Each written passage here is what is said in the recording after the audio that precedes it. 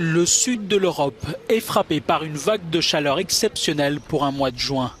En Espagne, les températures ont grimpé en flèche depuis une semaine avec des pics de chaleur dépassant régulièrement les 40 degrés.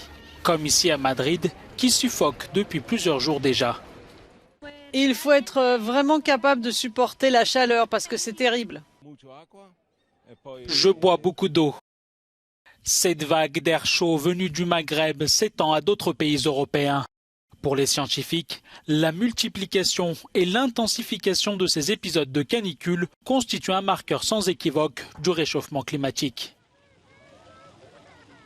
Face à cette vague de chaleur, la baignade reste un des meilleurs moyens de se rafraîchir.